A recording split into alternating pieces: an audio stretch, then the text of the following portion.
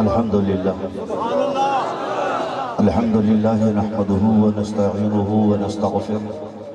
ونعوذ بالله من شرور أنفسنا ومن سيئات أعمالنا من يهده الله فلا مضل له ومن يضلله فلا هادي له أشهد أن لا إله إلا الله وحده لا شريك له ونشهد أن سيدنا وسندنا ومولانا محمدا عبده ورسوله ما بعد أعوذ بالله من الشيطان الرجيم بسم الله الرحمن الرحيم لقد من الله على المؤمنين إذ بعث فيهم رسولا من أنفسهم يتلو عليهم آياته ويزكيهم ويعلمهم الكتاب والحكمة قال تعالى هو الذي أرسل رسوله بالهدى ودين الحق ليظهره على الدين كله وكفى بالله شهيدا محمد رسول الله والذين معه أشداء على الكفار الرحماء بينهم قال رسول الله صلى الله عليه وسلم لا يؤمن أحدكم حتى أكون أحب إليه من والده وولده والناس أجمعين قال رسول الله صلى الله عليه وسلم إن الله اختارني واختار لي أصحابي قال عليه الصلاة والسلام أصحابي كالنجوم فبأيهم اقتديتم اهتديتم صدق الله الذي بلغنا رسوله النبي الأمي الكريم ونحن على ذلك لمن الشاهدين والشاكرين والحمد لله رب العالمين حضور آئے تو سر آفرینش پا گئی دنیا اندھیروں سے نکل کر روشنی میں آ گئی دنیا بجھ چہروں کا زنگ اترا سوتے چہروں پہ نور آیا حضور آئے تو انسانوں کو جینے کا شعور آیا فلاتوں کے خرد سقراط کے دانش غرض کے چاروں سمت اندھیرا ہی اندھیرا تھا نشان نور گم تھا اور ظلمت کا بسیرا تھا کہ دفتن دنیا کے افق پہ ایک سیلاب نور آیا حقیقت کی خبر دینے بشیر آیا نذیر آیا شہنشاہی نے جس کے قدم چومے وہ فقیر آیا مبارک و زمانے کو کہ ختم المرسلین آیا کہ اصحاب رحم پہ بن کے رحمت للعالمین آیا شاہکار دست قدرت ہیں جمال مصطفیٰ اللہ اللہ عظمت اصحاب و آل مصطفیٰ وہ تھے بدر مصطفیٰ یہ ہیں ہلال مصطفیٰ سر سے لے کر پاؤں تک تنویر ہی تنویر ہے جیسے منہ سے بولتے قرآن وہ تقریر ہے بن کے ہادی بن کے راہبر بدی لاکھوں کی تقدیر ہے نہ مانا جو پیار سے تو جزیہ و شمشیر ہے دیکھ کر حسن و جمال مصطفیٰ کو پوچھتی ہے یہ دنیا کیسا ہوگا وہ مصور بنائی جس نے یہ تصویر اللہ نے زینت بخشی ہے افلاک کو روشن تاروں سے اسلام نے عزت پائی ہے محبوب خدا کے یاروں سے ابو بکر و عمر ہیں سمع و بصر عثمان و علی ہیں قلب و جگر حضرت کے ہیں منظور نظر وہ کیوں نہ محبت چاروں سے ہوتے ہو خفا کیوں پوچھو تو ذرا غداروں سے تعریف صحابہ ثابت ہے قرآن کے 30 پاروں سے انتہائی قابل احترام علماء کرام قائدین اہل سنت کوٹردو اور آس پاس کے غیرت مند ضرورت مند پرعزم باوفا علماء صحابہ اور آل بیت آج کا یہ عظیم الشان اور خوبصورت پروگرام جس میں بس اتفاقاً آپ حضرات کی زیارت کا اور آپ کی خدمت میں حاضری کا شرف حاصل ہوا اللہ تعالیٰ آنا بن بیٹھنا قبول فرمائے عزیزان گرامی قدر ربیع الاول کا مہینہ ہے سیرت النبی صلی اللہ علیہ وسلم کے عنوان پر لوگ اپنے محبت کی عقیدت کا پیار کا اظہار کر رہے ہیں اور یقیناً رسول اللہ صلی اللہ علیہ وسلم کی محبت کوئی رسم کوئی رواج نہیں ہے بلکہ پیغمبر کی محبت تو ہمارا عقیدہ ہے ہمارا ایمان ہے ہمارا دین ہے اللہ رب العالمین نے رسول اللہ صلی اللہ علیہ وسلم سے محبت کی عقیدت کے اور پیغمبر خدا صلی اللہ علیہ وسلم سے پیار کے راستے ہمارے لیے نجات کے ایمان کے ہدایت کے کامیابی اور کامیابی کے راستے بنائے ہیں عقائد عالم صلی اللہ علیہ وسلم کا مشہور فرمان ہے کہ تم میں سے اس وقت تک کوئی مسلمان نہیں ہو سکتا جب تک اس کے دل میں میری محبت اپنی ماں سے باپ سے دنیا کے ہر چیز سے بڑھ کر نہ ہو اور یقیناً اس کا عملی مشاہدہ اگر کہیں نظر آتا ہے تو سب سے پہلے صحابہ میں نظر آتا ہے صحابہ کے غلاموں میں نظر آتا ہے مسلمانوں میں نظر آتا ہے اہل سنت میں نظر آتا ہے کہ پیغمبر کی محبت سے کوئی چیز بڑھ نہیں سکتی پیغمبر کی چیز پر محبت پر کوئی چیز مقدم نہیں ہو سکتی پیغمبر کی محبت سے کوئی چیز زیادہ قیمتی نہیں ہو سکتی ویسے تو بہت سارے واقعات ہیں لیکن مفتی تقی رحمت اللہ علیہ جو ہمارے ملک کے بہت بڑے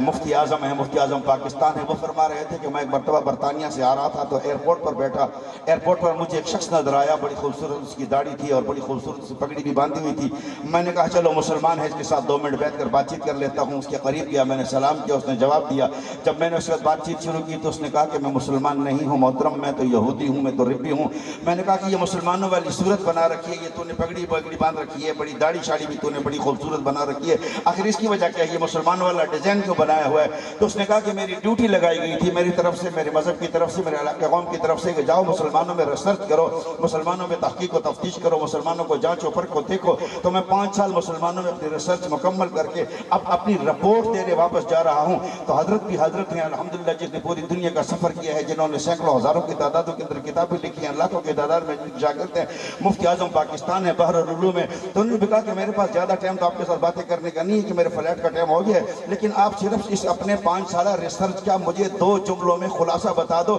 کہ آپ نے ان 5 سالوں میں مسلمانوں میں کیا دیکھا، کیا پایا۔ تو اس نے کہا کہ میں نے مسلمانوں کو دیکھا کہ ان کے اسلام کو، ان کے مذہب کو، ان کے دین کو عدل بدل کر دو، الٹ پلٹ کر دو، خراب کر دو، بگاڑ دو، اتار و چڑھاؤ پیدا کر دو، ان کے لیے رکاوٹیں ڈال دو۔ یہ لوگ ذرہ برابر بھی ٹس سے مس نہیں ہوتے، پرواہ نہیں کرتے، اور یقیناً ہم ایسے ہی ہیں، ہمارے دین کے ساتھ بھی کھیل کھڑے کھلواڑ کرنے میں کوئی پرواہ نہیں ہوتی، بہت سارے سہتے برداشت کر جاتے ہیں۔ لیکن اس شخص نے کہا کہ میں حیران اس بات پر رہ گیا کہ یہ اپنے مذہب کے بارے میں تو سیخ پا اتنے نہیں ہوتے، لیکن یہ اپنے پیغمبر پر ایک ذرہ برابر بات بھی سن نہیں سکتے کہ پیغمبر کے خلاف اگر کوئی ذرہ سی لب کشائی کرتا ہے تو یہ گردن اتارنے میں دیر نہیں کرتے ہیں، یہ آپے سے باہر ہو جاتے ہیں۔ اور اس کے لیے میرے ریسرچ یہ بتایا کہ اس کے لیے عالم ہونا، قاری ہونا، نمازی ہونا، نیک ہونا، صالح ہونا ضروری نہیں ہے، بس اس کے لیے صرف ایک گناہگار مسلمان ہونا ضروری ہے۔ یہ سب کچھ برداشت کر سکتے ہیں مگر رسول اللہ کی ذات پر ذرہ برابر بھی برداشت نہیں کر سکتے ہیں۔ مسلمانوں تمہیں مبارک ہو، ہم سے سب کچھ اگر چلا بھی گیا تو عشق مصطفیٰ ہمارا سرمایہ ہے، اور انشاءاللہ یہ ہمارے لیے نجات کا ذریعہ بنے گا۔ پیارے پیغمبر صلی اللہ علیہ وسلم نے فرمایا کہ تمہارے دل میں جب تک میری محبت ہر چیز سے بڑھ کر نہ ہو۔ صحابہ کرام نے اس کا مشاہدہ کیا۔ پیغمبر خدا صلی اللہ علیہ وسلم کے بارگاہ میں ابو قحافہ آتا ہے، آ کر شکایت کرتا ہے کہ تیرے شاگرد، تیرے رفیق، تیرے دوست ابو بکر نے جو میرا بیٹا ہے میرے منہ پہ تھپڑ مار دیا ہے۔ حضور صلی اللہ علیہ وسلم نے فرمایا بلاؤ ابو بکر صدیق کو۔ یہ کیسے ہو سکتا ہے؟ ابو بکر جیسا انسان جو کسی کافر پر بھی ہاتھ نہیں اٹھاتا، جو کسی مخالف پر بھی ہاتھ نہیں اٹھاتا، باپ کو کیسے تھپڑ مار دیا؟ جب صدیق اکبر بارگاہ رسالت کے اندر حاضر ہوتے ہیں، حضور صلی اللہ علیہ وسلم فرماتے ہیں صدیق دستے سے پیو دے میں شکایت کر کھڑا کریں دے میں کو تھپڑ ماری سے وجہ کیا ہے؟ اب کو تھپڑ کیوں ماری ہے؟ صدیق اکبر جواب دے یا رسول اللہ کان سیف قریب من لی ضرب عنقہ، خدا دی قسم میں دیکھتا ہاتھ تلوار نہیں، تلوار ہوندی میں دی کچی رہا رہتا۔ ابو بکر ان جذبات کیوں ہے؟ آقا یا رسول اللہ تو علی گستاخی کیجئے، میں کو تھپڑ مارے ہوں، میں کو ابا نہیں گستاخ سمجھ کے مارے، میں گستاخ دے منہ دے مارے، ابے دے منہ دے نہیں، گستاخ بارے پیوئی ہوئے صحابہ سکھا دیتا ہے، ناقابل برداشت ہے۔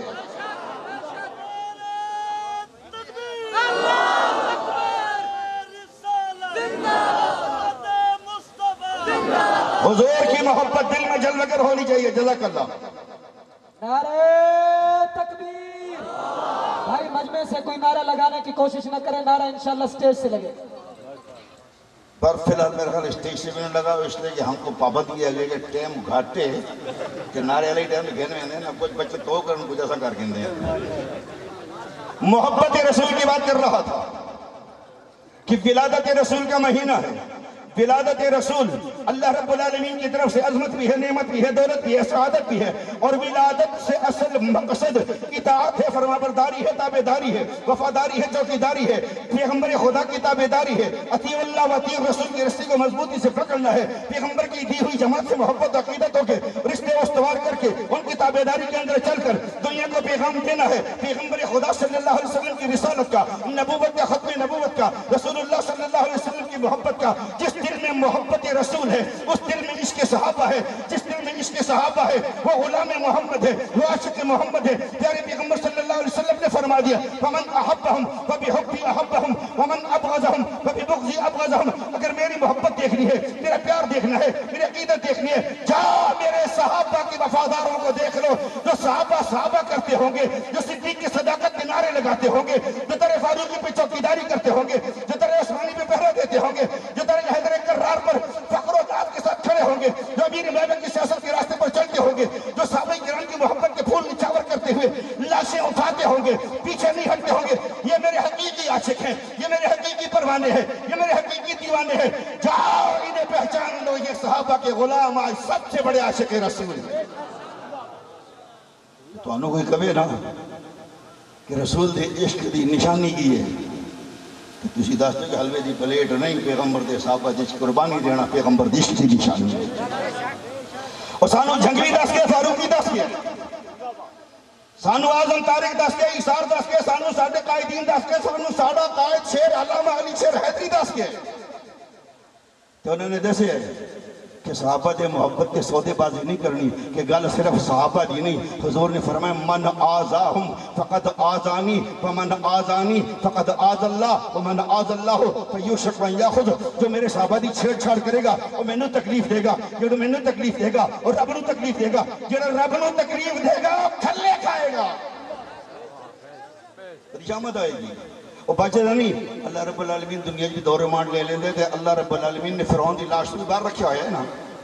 تیرا مطلب دے نہیں وہ جہنم تو بچے ہویا ہے۔ قرآن کہتے ہیں صبح شام جہنم دا عذاب ہوتے ہوتے پیش کیتا جاندہ ہے کہ قیامت دن بڑے عذاب والے پاسے منتقل کر دیتا جائے گا۔ صحابہ دی ویریہ جو اللہ رب العالمین اتھے بھی پھینٹی تباند ہے، صحابہ دی بغض دا نتیجہ ومن ابغضہم فببغض یفضہم۔ جو پیغمبر دا ویری دشمن ہوئے وہ پیغمبر خدا دے دشمن دی ویری تو پہچان دے لیے دیکھ، صدیق دا غدار، فاروق دا غدار، عثمان علی دا غدار، حضرت امیر معاویہ دے بکواس کرنے والا دیکھ، جڑا انہاں دے بھونکدا ہوئے بکدا ہوئے بدترین غدار منکر پیغمبر خدا صلی اللہ علیہ وسلم دی ذات دا دشمن ہے، جڑے رسول دی ذات دا دشمن ہے وہ مومن ہو نہیں سکتا۔ اس لیے آؤ عزم کریں، تہیہ کریں کہ ہم غلام رسول بنیں گے، اور غلامی رسول میں ہمیں در صحابہ کی چوکیداری دینی پڑے گی، در صحابہ کی پہرے داری کرنی پڑے گی، آل بیت کا چوکیدار بننا پڑے گا۔ وہاں وفاداری کا ہمیں راستہ جو دیا گیا ہے اسے اپنانا پڑے گا، اس لیے کہ ہماری میرے آقا نے فرما دیا اکرموا اصحابی فانہم خیارکم، میرے صحابہ سے پیار کرو، میرے صحابہ سے محبت کرو۔ سونے جو فرمانا ہے مجھے صحابہ جی وفاداری کرو، پیار کرو، ان سے تعلق رکھو، دوستی کرو۔ مجھے صحابہ تھا کہ چنگا ہیں، سٹھا ہیں، بھلا ہیں، اچا ہیں، اتم ہیں، اعلیٰ ہیں، برتر ہیں، بالا ہیں، بڑے شان والا ہیں۔ یہ کو صحابہ جو چاہن وارو ہے، مصطفیٰ جو عاشق ہے، یہ کو صحابہ جو دیوانو ہے، پیغمبر جو دیوانو ہے، یہ جو صحابہ سچا ہے، مصطفیٰ سا وفا ہے، یہ کو صحابہ جو غدار ہے، کنر لعنت جو حقدار ہے، وہ معالی نہیں لگنا۔